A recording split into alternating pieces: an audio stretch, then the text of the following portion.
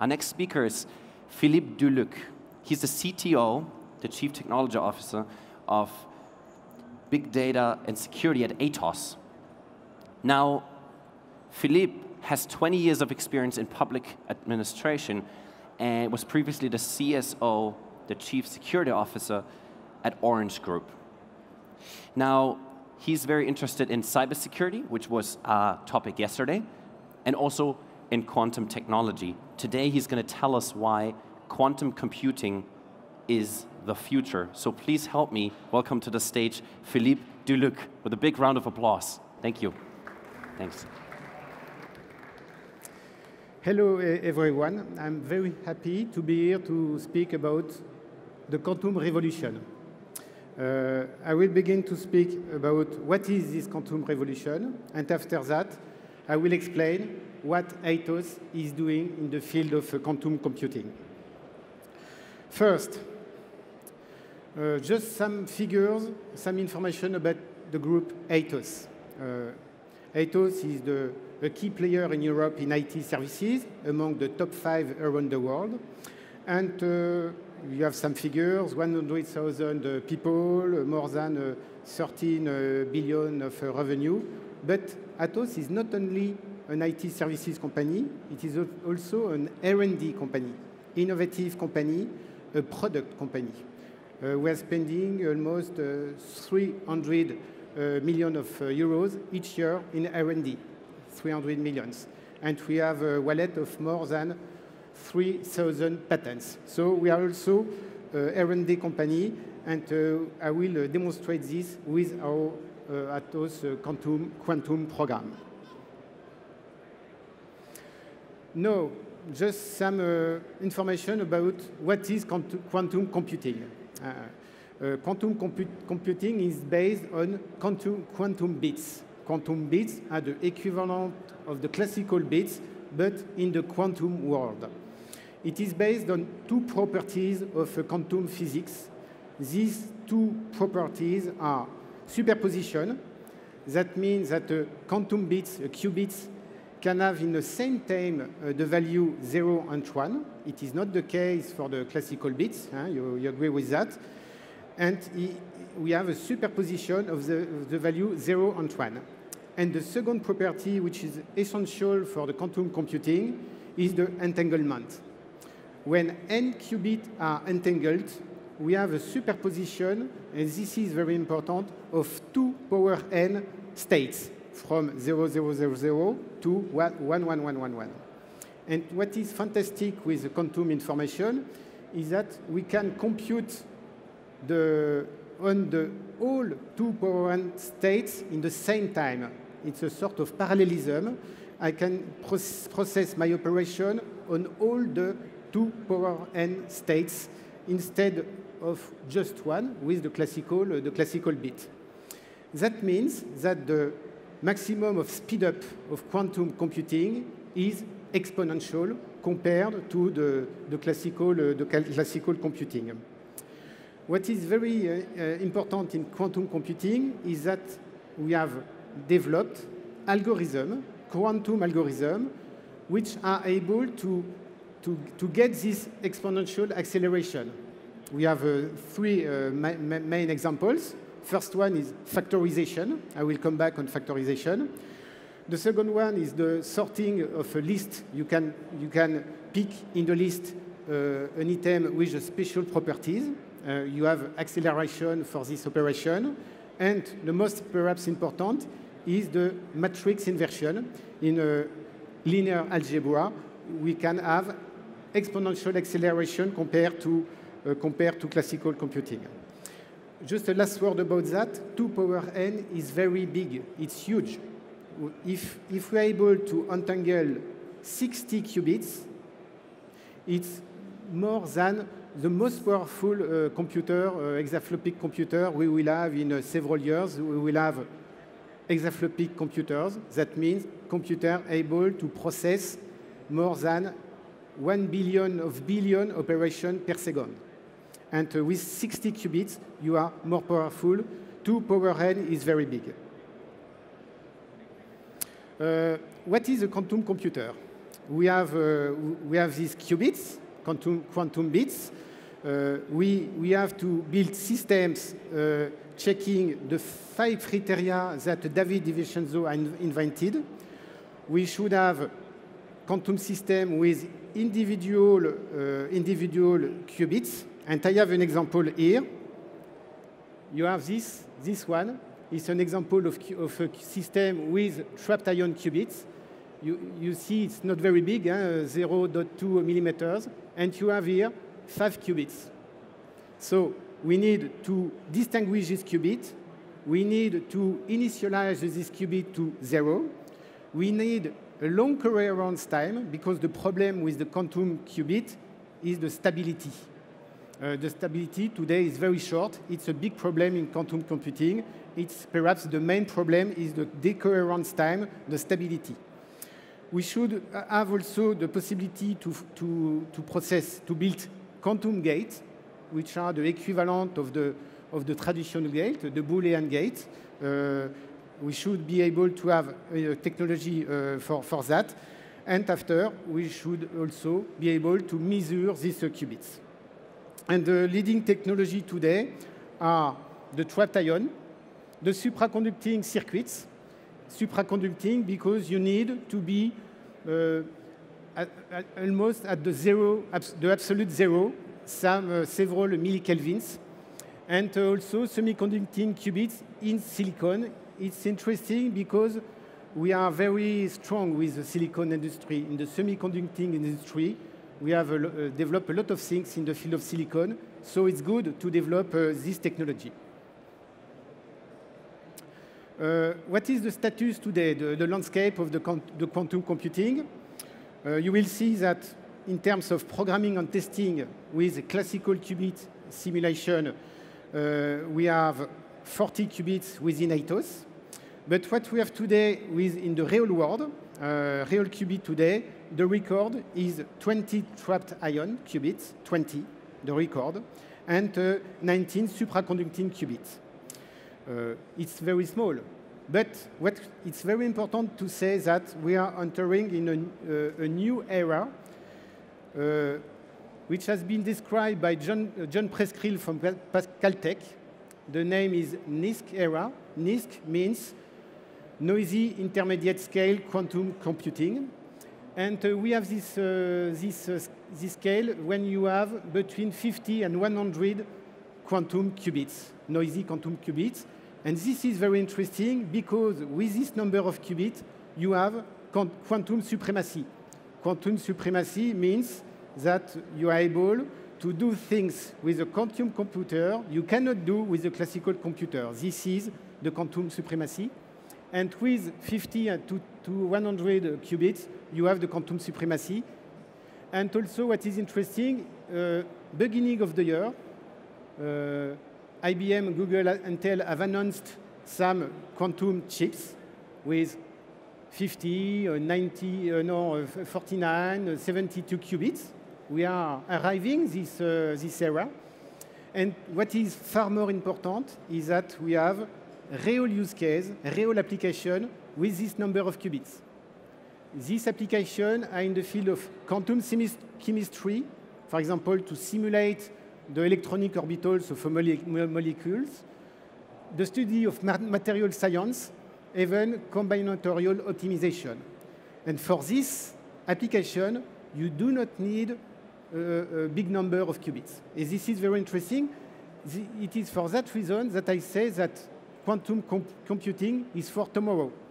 This year, next year, in 2 years, but it is almost today. If you want real logical qubits, that means qubits which has been corrected against the quantum noise. If you want more than 1,000 qubits, this is very complicated. For example, for cryptanalysis, for factorization to break the RSA, you will need a lot of qubits and corrected qubits, and this is not for tomorrow. We'll need to wait for 10, 20, 30 years, and we will need disruptions for that. One word about cybersecurity, because the quantum computing has been launched at the beginning because cybersecurity with the algorithm of Peter Shor. In the 90s, he has developed an algorithm to factorize a product of a prime number. I give you an example. This one, it's the record today of traditional factorization. The name is RSA 768. And to factorize this number in these two numbers, it was done in 2010. 2 years of computing on a lot of computers. Because factoring a number, it's an exponential problem. With quantum computing, Shor had demonstrated that it was only polynomial. That means that this factorization with quantum will be almost instantaneous. And this has big consequences in cryptography, on asymmetric cryptography, because on asymmetric cryptography, the strength of the algorithm is based on the difficulty in factorize. I will show you the consequences after that. Another algorithm which is important for the symmetric cryptography is the algorithm of Grover to find an input in a list by checking a property. You can apply this algorithm for an exhaustive search for the keys, for the enciphering keys. If you have n bit of keys, the search for all the keys is 2 power n.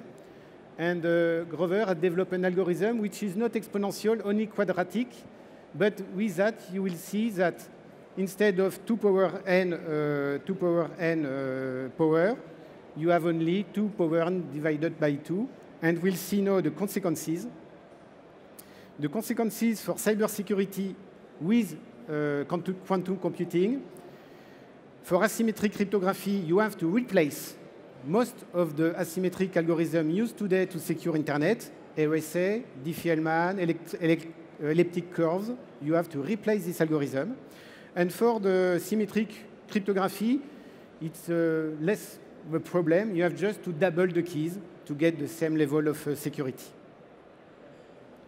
Why Atos is on quantum computing? Because first, we are a key leader in computing, and everybody knows that, that the Moore law is declining and will stop. And it is thanks to the Moore law that we are providing our customer with a lot of computing power. And we should find new means to accelerate the computing. And quantum computing can be this way to accelerate the computing to replace the finishing Moore law. The second one is cybersecurity. Because we have this threat of a Shor algorithm, we are obliged, because we have also a leader in cybersecurity in Europe, we are obliged to study the new algorithm. So we have put in place a program. It has began in 2016. It's important to say that it is a disruptive innovation program with an internal investment in a startup mode. We have recruited a high-level advisory board with a Nobel Prize, with a field medalist.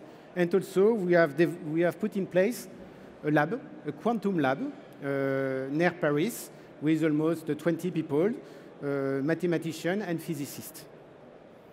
What we have done now, the first program is the software part of the quantum computing, because in a quantum computer, you have 3 parts. You have the hardware part, you have the software part, and you have the applications.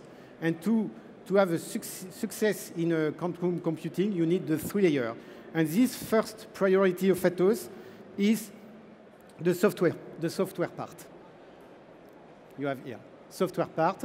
That means to deliver a programming platform with optimization software and with the capacity to test the algorithm.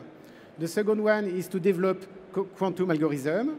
The third one is preparing the future the promise we have is to deliver our customer with real quantum accelerator. And for that, because we are hardware agnostic, we are developing partnerships with hardware providers, and we will develop the accelerator when it will be possible with the technology.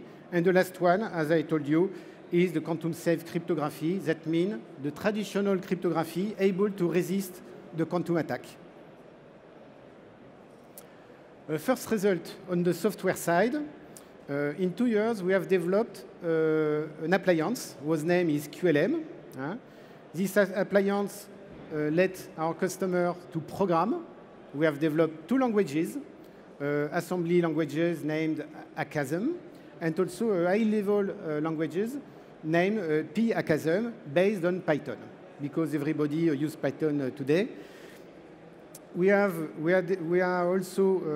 put in that appliance software to optimize the program, because you have to optimize the program. The quantum gates are very difficult to manipulate, donc you optimize the program. And also, we have the capacity to test, by simulation, the result of a quantum program. And you have understood that 2 power n was a huge number. This explains why we are limited to 40 qubits in the simulation. And we have sold this machine in America, in Europe, in Germany, Netherlands, and so on. And one of our most famous customers is the Oak Ridge Research Center in the United States of Department of Energy. And so he's a fan of the QLM, and he uses it massively. Just some word about the QLM, the functional scope of the QLM. You have here the programming part with the low-level assembly language, with the high-level language based on Python. Here, after the emulation, we have the binary format you can use on the simulator, or in the future, it will be used in the real accelerator. And also, we want to have interconnection with other frameworks, IBM framework, Google framework, and so on. After, we have the emulation, which is based, I come back on that, which is based on our in-memory machine. This is a server, it's the size of a server, and we use in-memory computing. That means we have on this machine 24 terabytes in memory, in a central memory for the computing. It's very big, but it's necessary to address all the Hilbert space of the quantum, because the 2 power n states. Okay. After, we have the optimization part. Alors, we have something very important. It's a topological optimizer, because the technology have not the same characteristics. The connection between the qubits are not exactly the same depending on the technologies. In some technologies, you have any-to-any connection. Other technologies, you have a connection just to the neighbors, and so on. That means that you are obliged to optimize your program to be very consistent with the hardware you want to use. We have also a gate economizer to reduce the number of gates, because the more you have gates, the more you have noise. And it's also a problem of the length of the circuits. The more the circuit is long, the more you have noise. So we are aiming what we call in that field shallow circuits. That means short circuit to reduce the noise. And after, we have a simulation. And something very new in our new version of this year of the QLM. Now we are integrating in the QLM, we're integrating the noise models of the qubits. Because the noise models are not the same for all the technologies. It's not the same for the trapped ion. It's not the same for the supraconducting qubits. And we are able to simulate also this noise model, because for an algorithm developer, it's important to know what will be the result of his algorithm on one technology or another technology, so that he will be able to choose the good technology for his algorithm. That's all for the QLM. Last slide about what we have done in the field of post-quantum cryptography. Alors first, sorry. You have seen that for cryptanalysis, we need, for sure algorithm, we need 1,000 qubits. It's not for tomorrow. We'll need 10, 20, 30 years. We don't know. We will need disruptions. But what is important to know is that for a standard, a cryptologic standard, a standard can last more than 30 years. When you see the existing standard, AES, for example, and so on, a standard has a very long duration. So you cannot take the risk at the beginning to have this possibility of quantum attack. And the second reason is that, because you know we are also specialists of cybersecurity, we have observed that more and more some criminals were storing encrypted data without the capacity to decrypt them, but just waiting for an improvement of the computing power of the computing tools. Just storing 10 years, 15 years, and after decryption. And for these two reasons, all the cryptographic community around the world has decided to go fast in developing standard for post-quantum cryptography. It has been launched by the National Institute of Standards and Technology in USA with a call last year to select what will be the post-quantum standards. Today they have 60 candidates, and the evaluation will last perhaps between 3 and 5 years. And we are lucky within Atos because we are in 4 projects among the 60. This one, you will see, you can connect on the website if you want, see if you are interested in. And the technology we have chosen for this is a code-based technology. There are several technologies. Another one, for example, is lattice technology. Also, what we are doing within Atos is to launch a study to implement this algorithm, because all these candidates today, this one and the other one are public. It's a public evaluation. And we have begun to study this algorithm to implement them in our hardware and software equipment, because it takes time to optimize, for example, a hardware security module and so on. And what we want to do is, when we will have standards, post-quantum or quantum-safe standard, we will deliver this standard in all our cybersecurity equipments. And this is something very important. We are engaged in that direction for our customer, both in the field of quantum computing and in the field of cybersecurity. I think it was my last slide. I was very happy to present this to you. I don't know if we have time for questions. I will be happy to answer them here or on the Atos booth in another building, I think. Thank you very much. Philippe, thank you so much. Thank you. Thanks a lot. I have a question, but I want to give you the chance to ask your questions first, if you have some. We have a mic. Don't be shy. No questions. OK, I'll ask my question. Your question. So it's always tricky. I mean, I've heard of cloud computing maybe a few years back, no more than that. And it's a bit hard to grasp for me. And it's even harder to make other people understand why it's important, why it's significant, what it is, how it works. So how, in one sentence, how can I make somebody understand when they say, OK, I'm going to use a computer to do X? How would I, or why would I use a quantum computer to do something I want to do? I think, to answer very shortly to your question, that in the field of computing, the future will be hybrid. That means you will have traditional computing with GPA, with CPU, and so on, but with quantum accelerators.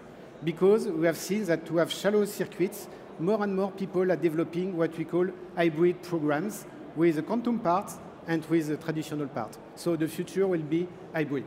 Hybrid. Thank you. Thank you. Thank you so much. Goodbye. Have a great day. Thank you. Thank you.